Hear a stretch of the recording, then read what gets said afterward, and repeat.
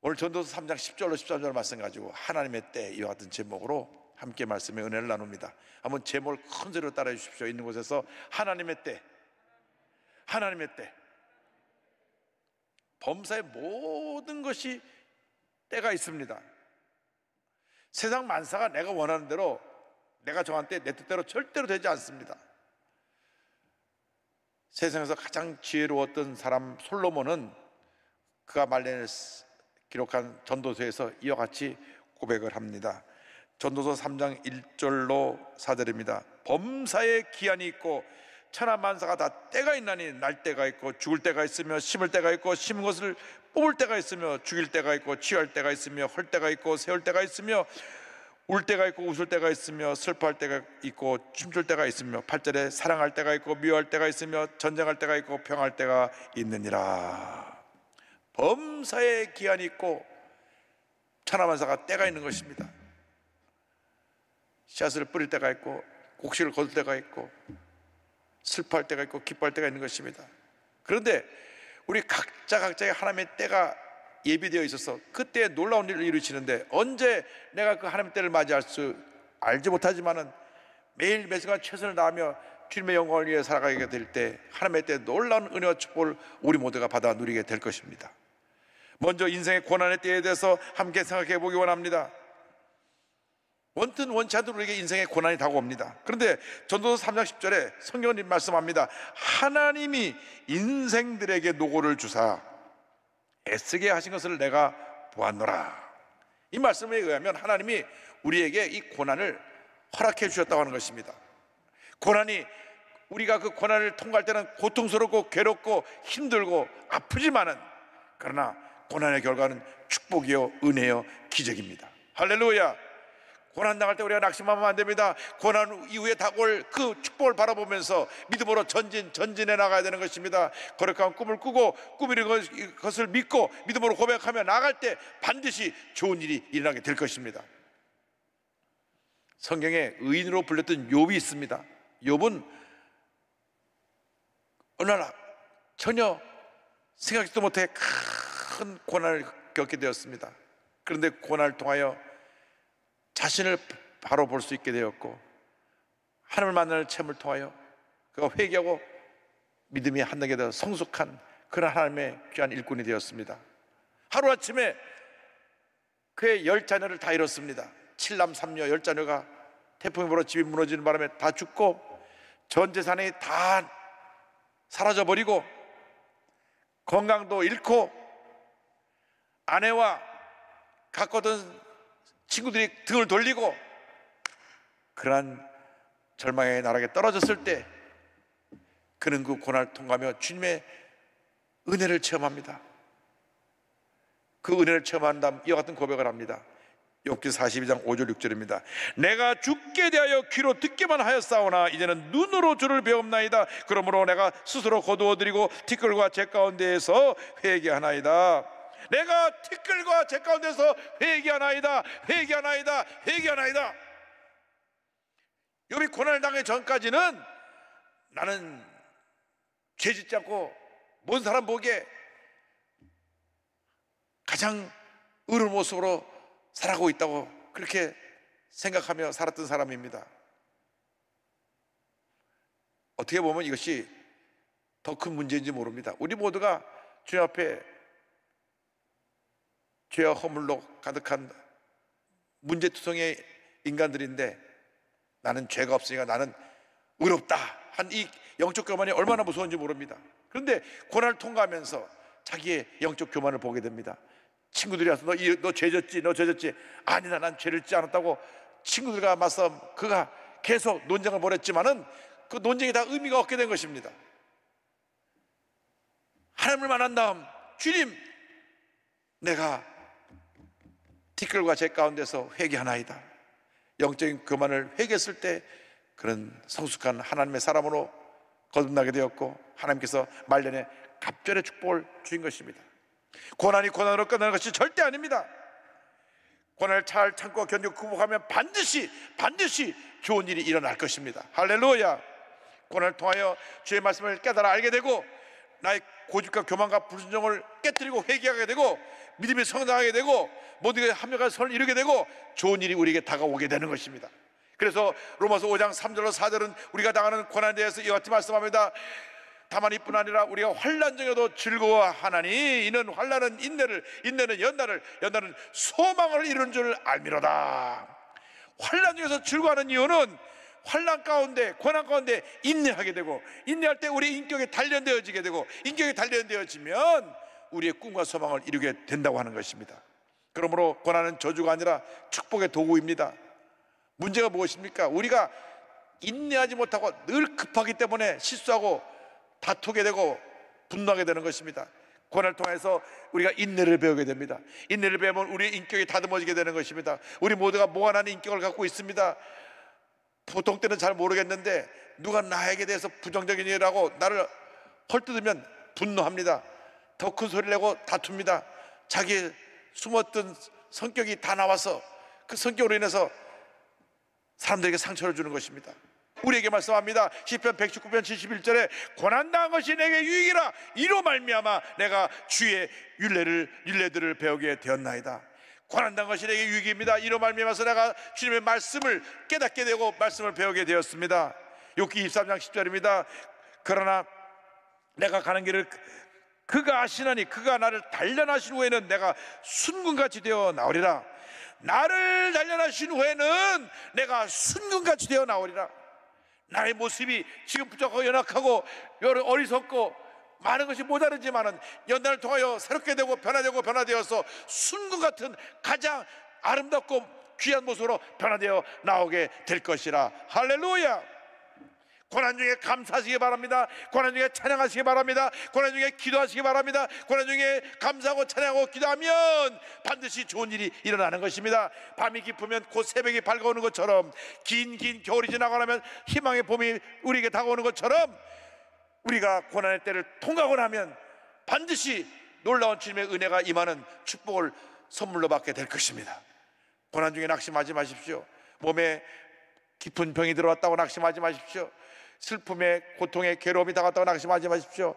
잘 참고 견디고 우리가 연단되어지면 모두가 하며 선을 이루고 반드시 좋은 일이 우리에게 다가오게 되는 것입니다.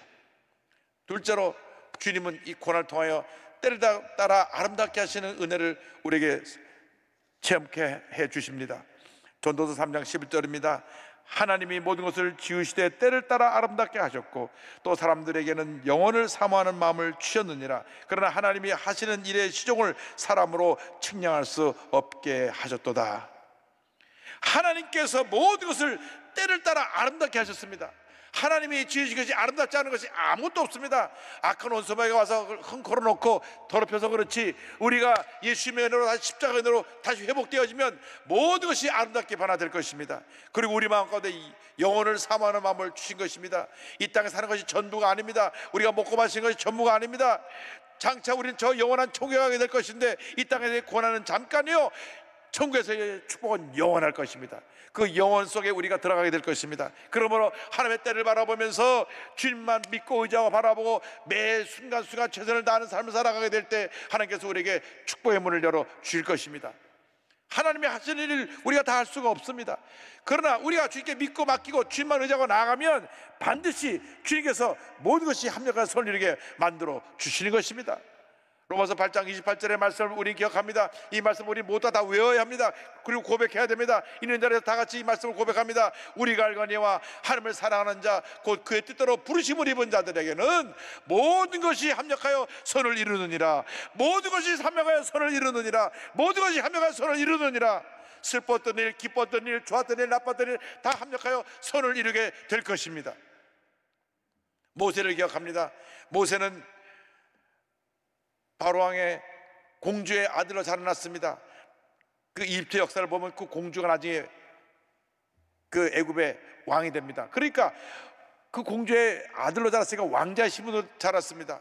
왕자의 신분으로 자랐기 때문에 최고의 그 지식의 교육을 다 받았고 권력자였고 못 하나 부족함이 없었습니다. 그런데 자기가 어릴 때 어머니에게부터 젖을 먹으면서 어머니가 자기 의식이 들어올 때부터 해준 말이 너는 히브리 사람이다. 히브리 사람이다. 이스라엘 백성들을 노예로부터 해방시켜야 된다, 애굽에서 해방되어야 된다, 해방시켜야 된다는 말을 듣고 자랐습니다.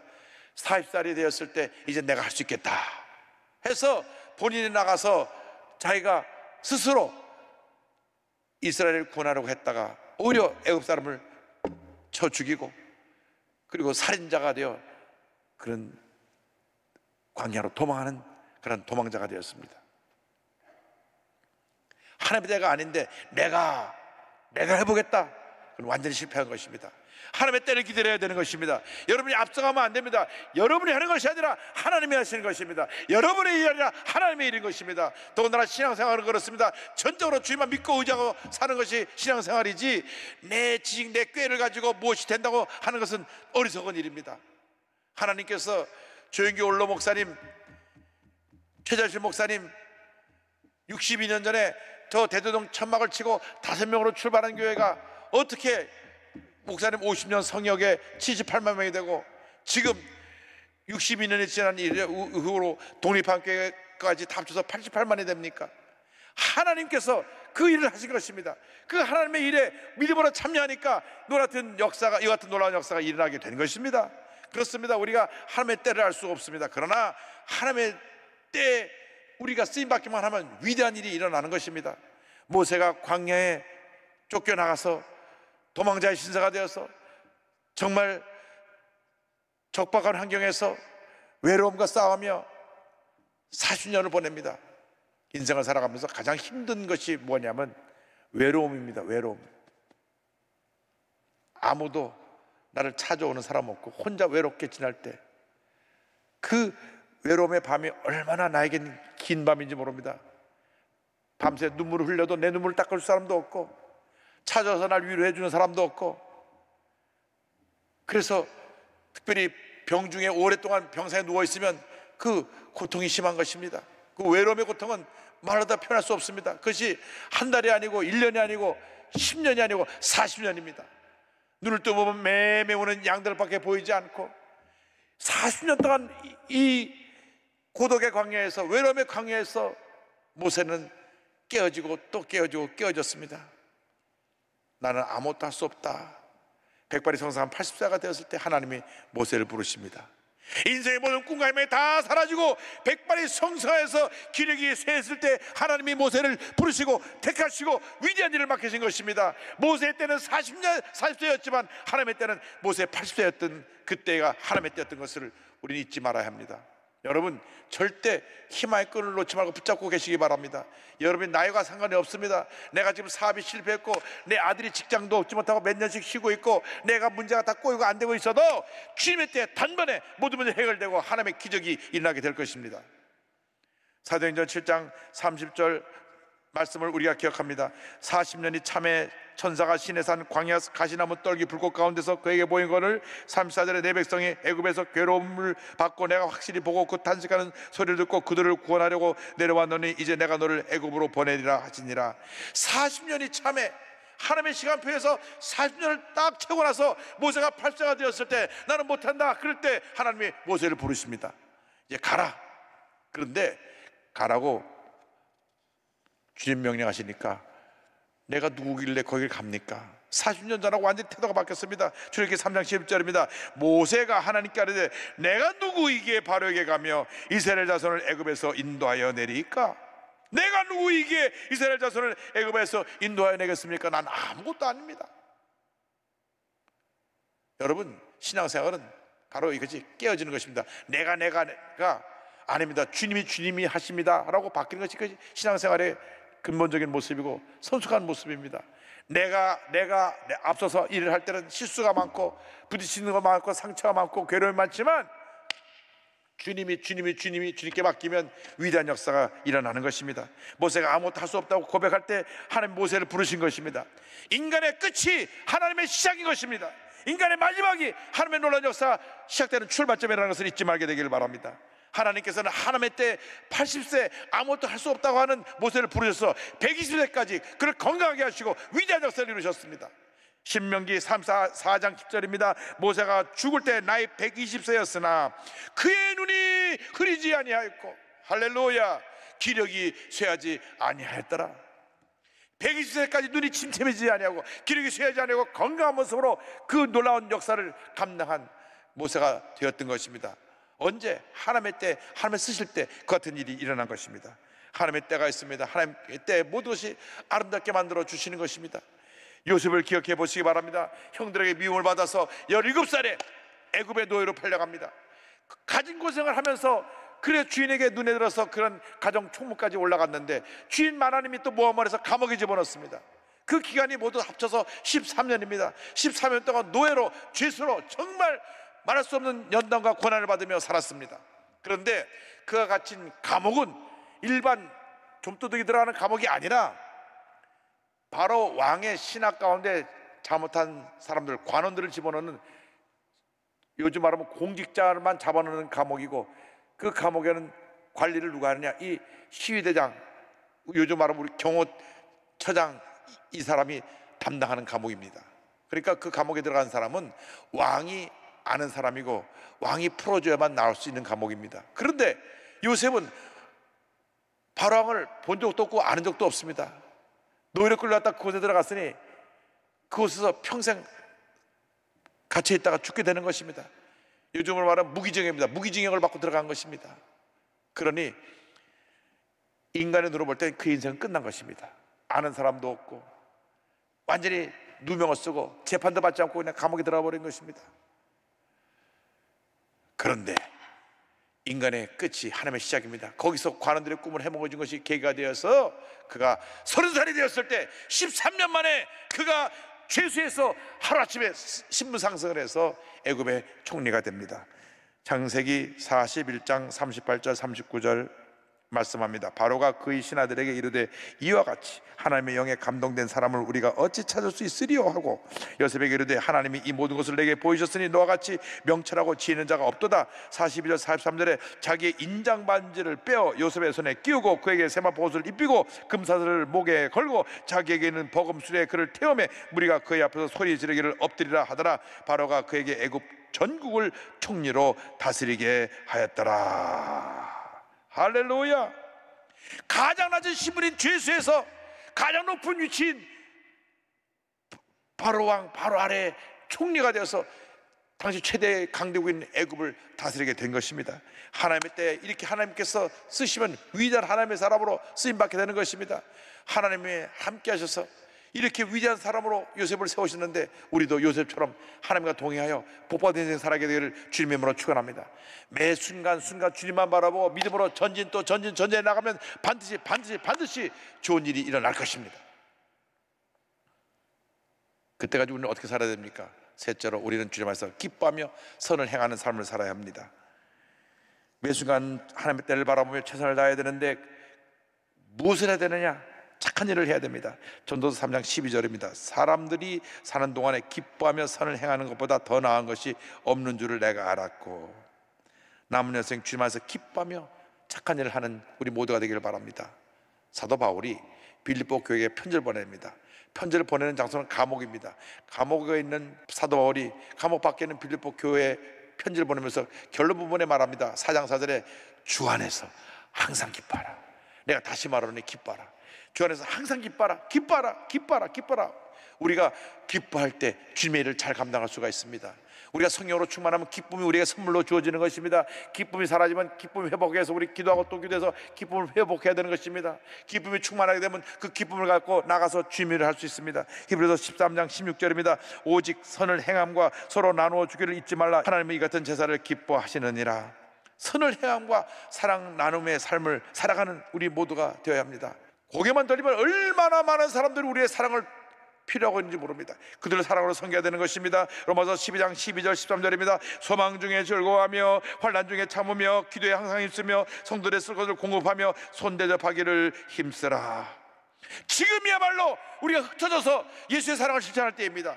왜 한국 사회가 코로나19로 말해서 교회를 이렇게 비판하고 공격하고 있습니까? 우리가 잘못해서 그렇습니다. 우리가 평상시에 사랑을 실천하고 많은 사람들을 섬겼더라면 오히려 사회가 우리를 보호해 줬을 텐데 우리끼리 여기가 좋사오니 먹고 마시고 즐거워하며 우리끼리 우리의 사랑을 나누기 때문에 믿지 않는 사람들이 저 사람은 끼리끼리 자기들밖에 모른다. 그래서 이번에 코로나19 통하면서 교회가 그렇게 문매를 맞게 된 것입니다. 지금이야말로 다시 교회가 일어나서 흩어진 교회가 돼서 사회 곳곳에 들어가서 사랑으로 섬겨야 됩니다. 문제 있는 사람, 병든 사람, 소외된 사람, 상처 입은 사람을 섬겨야 됩니다. 그래서 이 사회를 발칵 뒤집어 놓고 변화시켜서 제2의 놀라운 부흥역사를 이루는 그런 계기를 마련해야 될 것입니다. 지금이야말로 전도할 때이고, 지금이야말로 부흥할 때이고, 지금이야말로 모든 것이 새로워질 때인 것을 잊지 않게 되기를 바랍니다. 우리가 이제는 서로 사랑하고 용서하며 살아야 됩니다. 예수 믿는 사람끼리 다투고 미워하고 물고 뜯으면 안 됩니다. 시편 34편 14절입니다. 악을 버리고 선을 행하며 화평을 찾아 따를지어다. 로마서 12장 17절 18절입니다. 아무에게도 악을 악으로 갚지 말고 모든 사람 앞에서 선한 일을 도모하라. 할 수 있거든 너희로서는 모든 사람과 더불어 화목하라. 미움과 분노로 가득한 세상입니다. 우리는 예수님의 사랑을 가지고 서로 사랑하고 용서하며 살아야 될 것입니다. 이번 성탄은 사랑과 용서, 기쁨, 평안, 치료와 회복이 넘쳐나는 그러한 성탄이 되기를 주님의 이름으로 축원합니다. 1999년 7월 4일 미국의 독립기념일 날이 주일날이었는데, 블루밍턴 한인교회에서 예배를 드리고 나오는 윤원준 형제를 백인 우월주의자가 총을 난사해서 죽였습니다. 벤자민 스미스라고 하는 사람인데, 그 기록을 보니까 그 청년을 쏴 죽이고 본인은 자살했어요. 윤원준 형제는 다른 주에서 학부를 마치고 이곳에 대학원 와서 인디애나 대학에서 대학원 과정을 공부하던 그런 착한 청년이었고 믿음 좋은 청년이었습니다. 그 청년의 죽음으로 말미암아 학교와 지역사회가 슬퍼했고, 인종우월자의 주의자들은 문제가 있다고 심각한 그 논의가 벌어지기도 했습니다. 윤원준 형제가 희생당한 지 며칠 지나 7월 12일 미국 전역에는 추모 예배 광경이 방영되었습니다. 저 모습인데요. 그런데 이 예배를 드리는 마지막 부분에 사촌형인 박성호 목사님이 나와서 가족 대표 인사를 합니다. 그 사랑의 메시지가 온 미국을 감동시켰습니다. 나는 가족을 대표해서 예수 그리스도의 이름으로 내 사촌 동생을 죽인 벤자민 스미스를 용서할 것입니다. 그리고 나는 오늘 예수 그리스도의 이름으로 내 사랑하는 사촌 동생의 꿈을 빼앗아가고 피를 흘리게 한 이 미국을 예수 그리스도의 이름으로 용서합니다. 왜냐하면 예수님은 용서를 위해 오셨기 때문입니다. 우리 가족은 그 예수 그리스도를 주님으로 믿는 사람들입니다. 할렐루야. 이 메시지가 온 미국을 감동시켰습니다.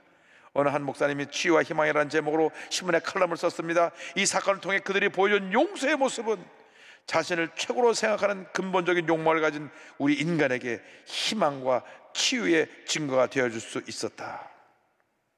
그리고 장례식 때 들어왔던 기금을 모아서 장학자들을 만들었습니다. 장학기금을 만들어서 지금도 인디애나 대학에서는 원준윤 메모리얼 펀드가 있어서 그 사회에 선한 영향을 끼친 학생들에게 매년 장학금을 주고 있습니다.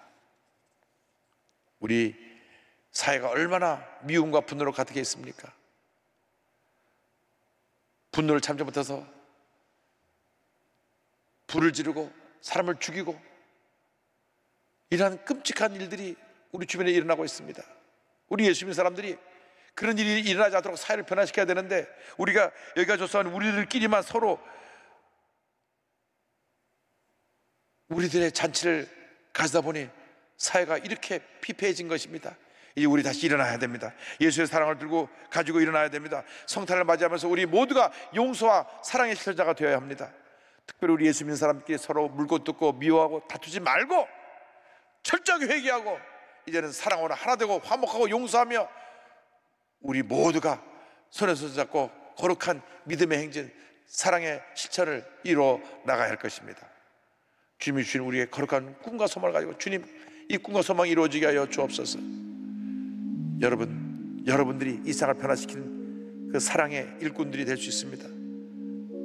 여러분들이 예수님의 십자가를 이 세상에 실천한 그 길은 희생하고 섬기는 것입니다. 여러분 모두가 거룩한 꿈을 갖고 이제는 우리를 통하여 우리 한국의 미래가 바뀌어지고, 우리를 통하여 한국의 모든 이 갈등과 장벽이 무너지고, 우리를 통하여 모든 다툼과 상처와 고통과 괴로움이 사라지고 주님의 치료와 회복이 풍성하게 임할 것을 우리 모두가 믿음으로 바라보게 되기를 바랍니다. 하나님께서 우리 모두에게 그 같은 복을 내려 주실 것입니다.